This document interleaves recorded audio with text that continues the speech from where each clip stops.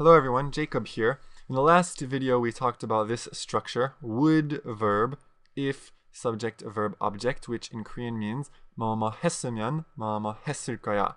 And basically we talked about this kind of tense right here, 했을거야, which is the conditional tense in English. And you can either use would verb, and if you haven't watched the last video, please just go ahead and click this link. Watch that video first and then come back and watch the video that I'm making now. So if you want to say 했을거야, we say would verb. But there's another way to use this conditional tense in English. You could say could verb if subject verb object, which means 뭐뭐 했으면 뭐뭐 할 수 있을거야. Alright? So again, this is also used to talk about a conditional, or you could even just say a possible situation in the future. Okay, it's the other way to use the conditional tense. But what is the difference between would and could? Well, if I say I would do something, it's more decisive. It sounds like I'm very certain. I could do something, it's not very decisive. I'm just kind of stressing that it's a possibility. Okay, so let's look at our first example. I could quit smoking. I could quit smoking. I could quit smoking if I wanted to. So I actually don't smoke, but I hear this a lot from my friends. I could quit smoking if I wanted to. What does this mean? If I wanted to, 원했으면 I could quit smoking. 담배를 끊었을 거야.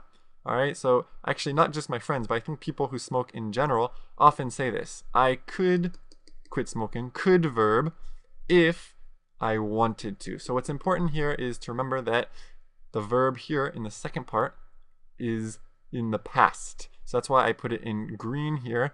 Make sure you use the past. I guess if you said I could quit smoking if I want to, it won't sound weird, especially if you're speaking, but in general it's more correct if you're using the past here. Alright, so what does this mean? What's another way of saying this in English? Basically, you could just say, it's possible for me to quit smoking, but I don't want to, so that's why I don't quit. Okay, so it is a possibility, but I don't want to. Alright, so let's move on to our second example. I couldn't make these videos. I couldn't make these videos if I didn't have a tablet.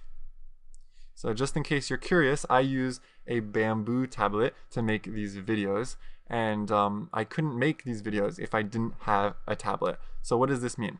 Here we're using the same structure, couldn't do something. So in this case, couldn't is negative. So this would mean in Korean, 못 만들었을 거야, or 만들 수 없을 거야, depending on how you want to translate that. I couldn't make these videos if I didn't have a tablet. tablet 없었으면. Okay. So again, here you want to make sure that you're using the past. If I didn't have a tablet.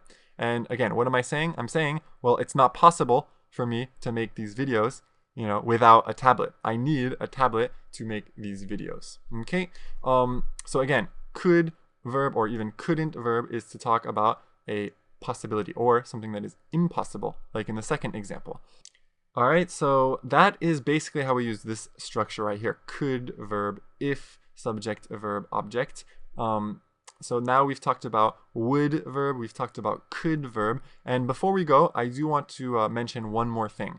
In all of these examples, we're kind of imagining situations that are not real, right? That's why I put conditional or possible situations in the future up here in the explanation. If I say I couldn't make these videos if I didn't have a tablet, this is not real. I do have a tablet, right? So I'm imagining the situation where, I don't have a tablet. Here also, if you say I could quit smoking if I wanted to, well, it means I don't want to quit smoking. So I'm imagining the situation where I want to quit smoking. And if I go back to the examples in the last video, I would move to Hawaii if I had a lot of money. Again, I don't have a lot of money. I'm imagining that. If America were safer, people wouldn't buy guns. Again, America is not safe. And I'm imagining what it would be like if it was safe. I wouldn't do that if I were you. Well, I'm not you. We are not the same person, so I'm imagining. Okay, so all of these examples you're imagining, and that's why actually it's so important, or it is normally important to use this past tense in the verb here. Okay, wanted to, didn't have. All right, but there are situations where you will say would verb or could verb if subject, verb, object, and you will not use the past, you will use the present. So I want to look at an example and just to kind of explain that to you real quick. We could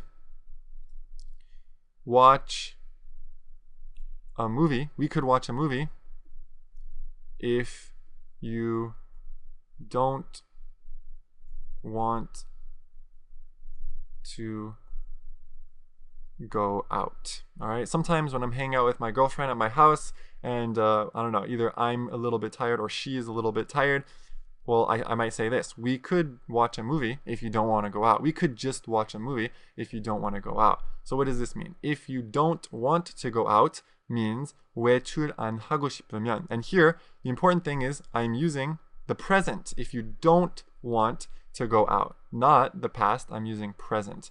If you don't want to go out, we could just watch a movie. Here, what does this mean? We could watch a movie. Well, I guess maybe you could translate this to 영화 있을거야. But I think honestly, the way that you're probably going to translate this most of the time would be 영화 볼 수도 있어. All right. So in this kind of situation where you're saying could verb if and then present, usually I think the translation is 뭐뭐뭐 할 수도 있어 and not 뭐뭐뭐 할 수 있을 거야. All right. And this is really used to kind of talk about a suggestion. When you're using could like this, it's to talk about a suggestion. I'm suggesting that we watch a movie. All right. So that's just something that you want to kind of be aware about when you're using this would verb or could verb. And you have to be careful about the tense that you use in the second part of the sentence. Otherwise, maybe it will change the meaning. Okay. So I know that's a bit complicated, and I know that maybe this structure is familiar, but if you really want to be good at speaking English, you have to practice it, and you have to know, what kinds of situations to use it in. Like I was saying in the last video, a lot of my students don't use would verb or could verb when I'm asking them kind of questions like, if you had a lot of money, what would you buy or what could you buy? So it's really important to not only understand it, but to practice it and to become used to using it and knowing when to use it. That is really the key to this structure. So I hope you enjoyed the lessons, these 2 lessons about the conditional tense, and I'll see you next time.